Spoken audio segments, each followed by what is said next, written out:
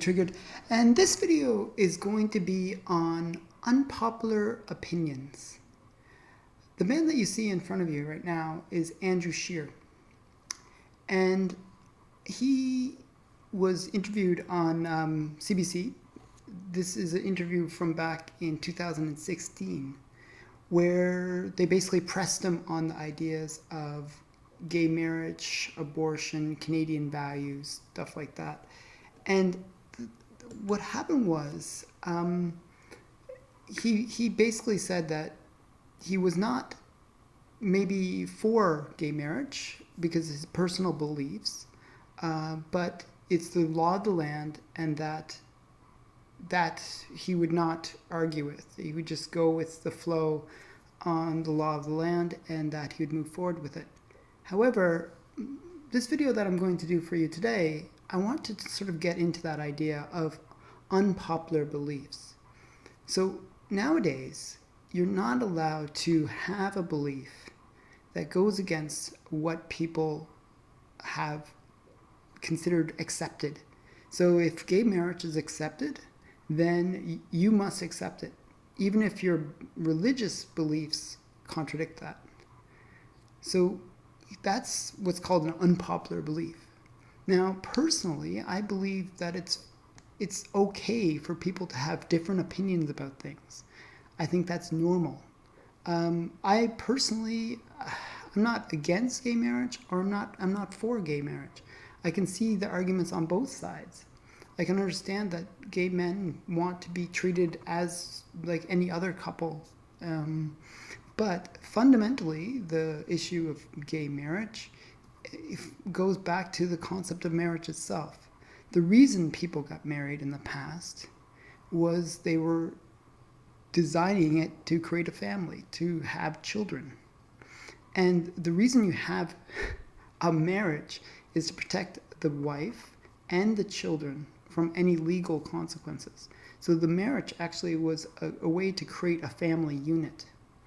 Now, two gay men cannot physically have children, or two lesbians cannot have children on their own.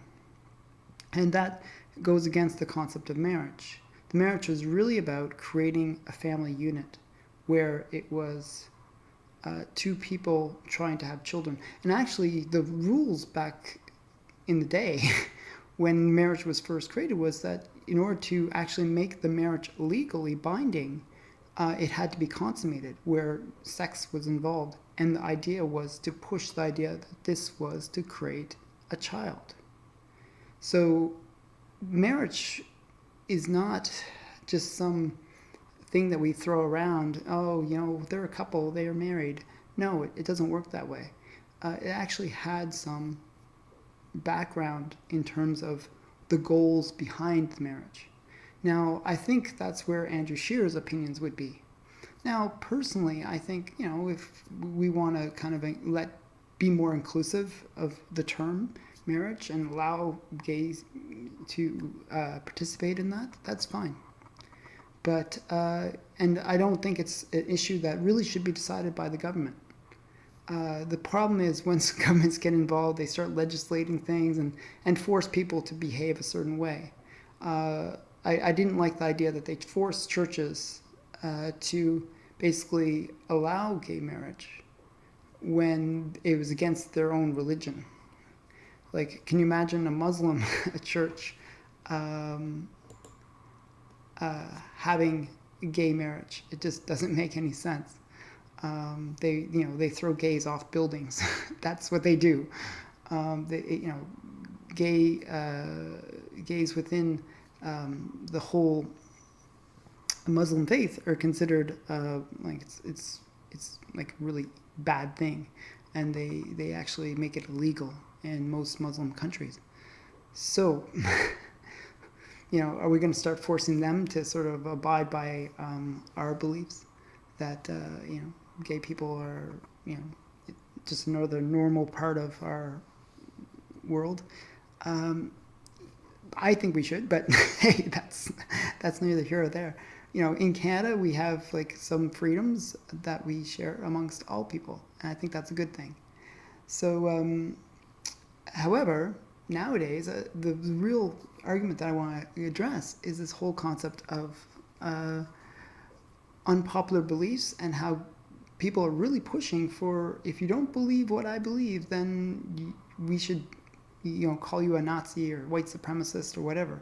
So that's what's happening with Andrew Scheer. Recently, there's been an attack made against Andrew Scheer, where they're really calling him like a bigot and all these wonderful things, because he's not for same-sex marriage.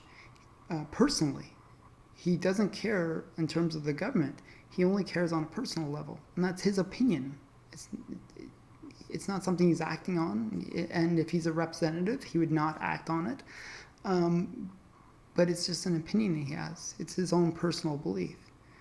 So I believe that we should protect people's beliefs to a certain extent. I mean, we should obviously, as just in the case of Andrew Scheer, we should have like rules that we apply to our society as a whole.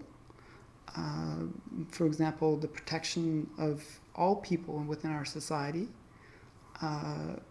and we should have certain rules that we kind of have that umbrella protect people.